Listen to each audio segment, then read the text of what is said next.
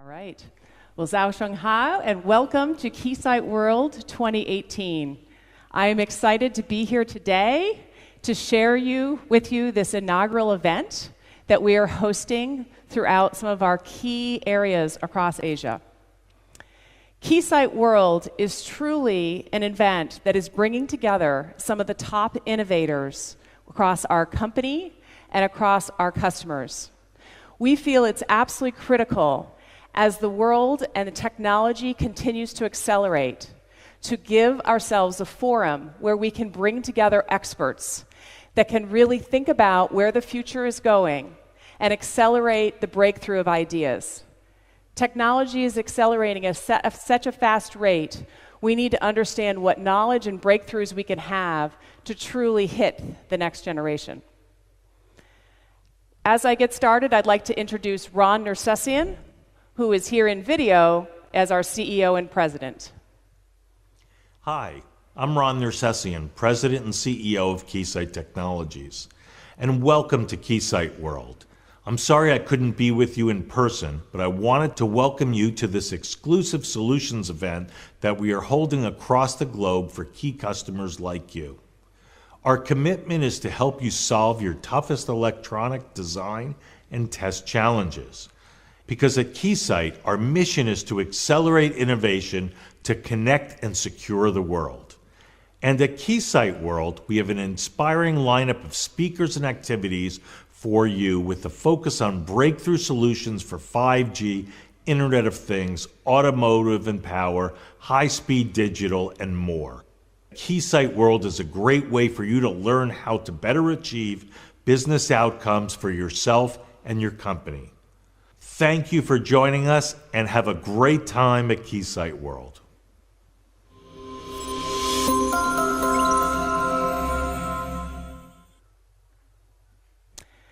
Before we jump into our two special keynotes today, I wanted to spend a little time talking about the revolution that's happening all around us. We are truly at another catalyst of where information and how data transfers and all that is happening in this world is really transforming. And you are all working within those environments of how you can innovate and really develop the next generation of solutions. If you think back to the computer revolution of the 80s, which many of you probably don't remember, but you've read about, there were a lot of new technologies that were coming out as the computer became much more of a personal environment versus something that was used in business. The personal computer was introduced, the luggable cell phone, where you could finally not be tethered to your desk or to your house, was the first generation of thinking about that ability to be mobile. Star Wars was extremely popular, and we all thought robots might take over the world. Well, as we move to today, Star Wars is still really popular. And actually Nintendo, which was introduced back in the 80s, my kids still play, but the gaming industry has turned into a dramatic data and application world. What's truly happening now is instead of a luggable phone, you now all have a smartphone that is constantly connected to you and helping you communicate both from business and personal. Not having your cell phone, who doesn't have a cell phone here, I think makes life very difficult. But now we're really in a very different transformation. We are in the middle of a digital transformation where data and how we use data is truly changing the way the world interacts. If you think about our economy, we have been very driven by an industrial-based economy, where goods and the production of goods has really drove the success of companies and the purchasing of the environment. We are now in the middle of a transition to much more of a services and information-based economy. And that is the next generation that's really transitioning how we think, how we work, how we use information to make decisions. If you think about some of the areas that have changed, I mentioned Nintendo earlier. The gaming industry has grown to being over $100 billion. This is truly all based around applications and software that's driving an economy that's massive. If you think about a company like Apple, They are a product-based company, but if you look at their services revenue since 2014, it has grown greater than 50%. So they are seeing services as truly being the next generation of how they expand as a company. And if you look at some of the fastest growing companies on the globe, you think about Facebook, Amazon, Google, Netflix, Tencent. These companies are not based on products built in a manufacturing facility. They're based on information and data transfer, and that is the heart of what's driving them. This change is really driving a strong business model where companies can become more profitable by looking at data and information as the driving force of the economy. If you think about it, a manufacturing company can produce just so many goods, and when the volume reaches a stage where they no longer have enough goods for the demand, the only way to drive a higher number of product is to add a factory, which requires huge capital investments. And there's always going to be a limitation in profitability when you're dependent on physical elements and capacity to reach new facilities. In the data world that we're living today, we're really transforming into a company like Google. When they need to grow, they add more servers, they add more data information. The ease of being able to do that has transitioned and allowed for these companies to truly meet the next generation of fixed costs versus variable costs to scale. Now, these companies that I mentioned, these digital companies, aren't the only ones that are benefiting from this information age. Every one of our companies is experiencing this data transformation that is happening. And what is fueling this data transformation?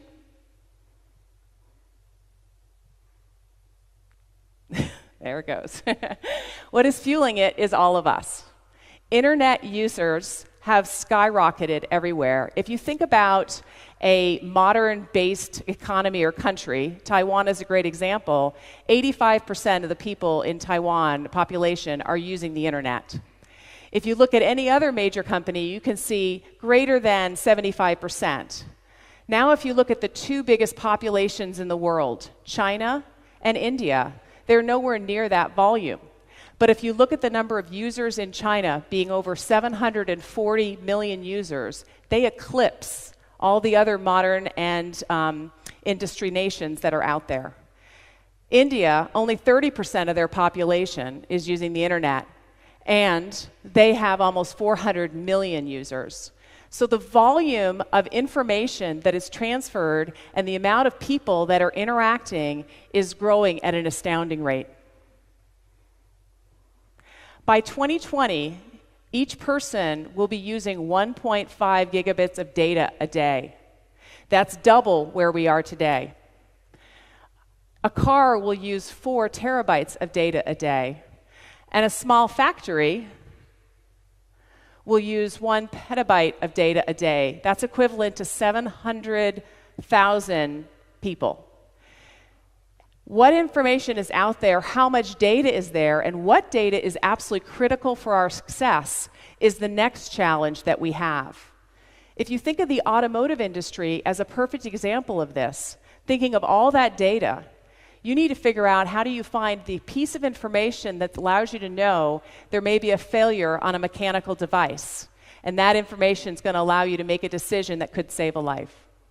So managing data, managing information, and building it into our systems is crucial to our future success.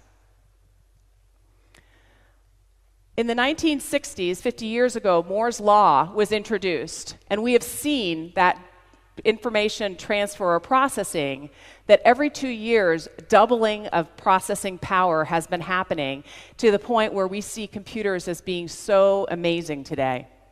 In the 90s, Metcalfe's law said that when you think about usability of the internet, the usability is directly connected to 2 times 2 square of the number of users on the internet.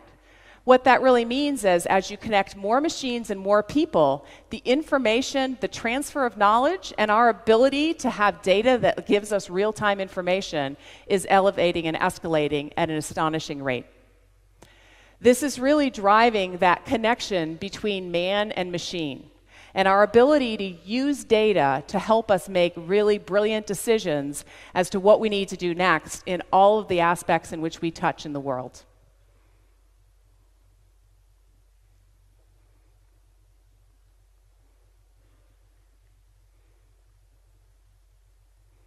Yeah.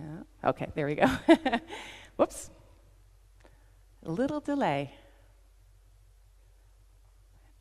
So as a good example of this, if again you think about the automotive business, today automobiles gather data from outside. You think about a car, it's really transitioned into a computer and a network on wheels.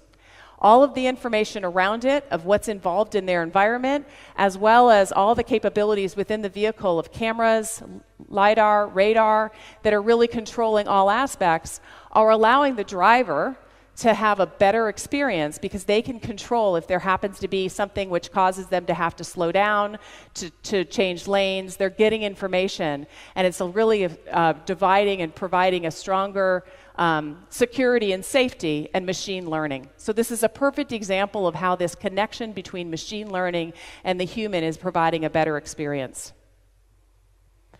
The other example that you can think about is smart cities. With more and more people moving into urban environments globally, the use of a smart city that allows us to be more energy efficient by truly understanding the driving aspects of energy management in smart houses and smart buildings, in road infrastructure, all of this is really driving the information age and our ability to process data to support our future. So futurists are predicting a lot of changes happening over the next 15 or so years. We're seeing a transportation revolution of a hyperloop that'll be available by 2025. They're saying the communication revolution will transition what a smartphone is and what we use to communicate on a daily basis. Of course, Star Wars brought us the excitement of going to other planets, and now Elon Musk is bringing us the galactic resolution of wanting to go to Mars. And then, of course, there's the learning revolution that says VR and MR will replace books of the future. There are so many things that are being predicted, and the most amazing part about that is changes are happening faster than we can predict where the future is going to go. Dubai is already working on a hyperloop. Driverless cars are being tested everywhere to the point where we're really looking at where the next generation's going. Car companies have announced that they're going to stop developing fossil fuel vehicles in the near future. And we see a huge transition of where things are happening with the mind revolution. We are at a time where the change is happening so quickly, we have so many opportunities for the future.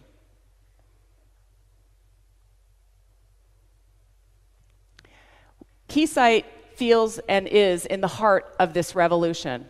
Whether it's wireless transformation with 5G and the next generation, it's automotive and where it is going in the future, it's how aerospace defense plays into all this data management and security, it's our IoT focus or network and cloud and the security that's necessary to be successful in the future.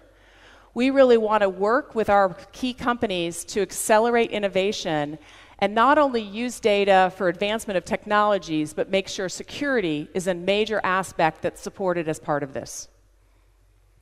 The 5G market is expected to grow to over $1 trillion by 2026. And we're seeing the millimeter wave technology market growing at a 35% CAGR. All of this is really pushing for where the future is and how it holds this combination of data transformation and new technologies to the future. Coming back to our example of autonomous driving, the belief is that autonomous driving could save 1 million lives or more than 1 million lives a year. Also, it could save hundreds of hours in commuting and fuel efficiency and dollars from fossil fuels to an extreme. So there's so many opportunities here on how it can change, but could one life lost through an autonomous car cause us to step back? We need to make sure our testing and our capabilities are at the highest level so we have absolutely what we need for the future. Keysight is producing solutions to support this next generation of automotive solutions. You can look at automotive radars as a great example. A car purchased in the last 5 years is 10 times safer than cars you've purchased in the past. And it's a lot due to a lot of the new technologies that's being added in. Backup cameras and things like that are very successful, but the next generation is going to be even better. We're seeing better range resolution, better velocity, smaller antennas, and all this technology is going to allow for even more lives to be saved. And Keysight is working directly with car manufacturers to support this next generation. IoT is another major field where major advancements are happening. Whether it's miniaturization of processes that are less impactful and can be used for data capturing for health and safety, or sensors that are becoming more and more accurate as customers are using it, supporting power consumption and power management so that devices last much longer, and then, of course, always being connected and meeting the compliance testing that's out there. IoT is impacting all of these areas, and these are areas where we play to support our customers. We are also, of course, continuously working with the IC industry. Fabless designs are crucial to our future, and Keysight is working with MMIC designs, EM simulation, early in the design process, all the way through to IC characterization. We are proud to be the #1 wafer acceptance test company and parametric test company in the world.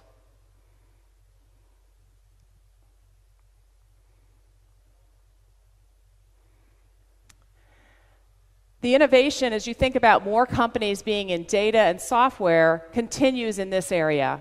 In January, we introduced a new platform called PathWave. What we have noticed is there are absolutely a lot of point solutions out there that customers use along the design platform, whether it's from simulation through prototype, all the way through from validation. But those point solutions don't allow us to have intelligence and learning with the data we gather along the way. We have been working with PathWave, which allows you to really connect that workflow and share information throughout that design cycle to really make improvements and speed up the overall design cycle. These are the opportunities that we see by partnering early with our customers, understanding the challenges, and supporting them in that design cycle. Even though the name Keysight has only been familiar to you for a little over 3 years, we of course have a history dating back to Bill Hewlett and Dave Packard of greater than 75 years of innovation. We have over 1,700 patents, US and foreign, and we continue to work on how to innovate for the next generation. Our last quarter, we had a record of $999 million in revenue, and we are on track to be greater than a $3.4 billion company. We really feel like a lot of these innovations in digital and data and all these key technologies is truly driving the future. How we accomplish this is through smart relationships with customers like you. We need to work early in the life cycle and connect where data and management and test is critical to your success. We work early with customer relationships to really help in all breakthroughs, combining our hardware, our software, and our experts around the world is how we can work with you and be successful in the future. This is why we're a leading supplier in every major area that we focus on. So I want to thank you all for being here. I think together we can address some of the biggest questions that are out there in the next generation. What are the toughest challenges that we're dealing with?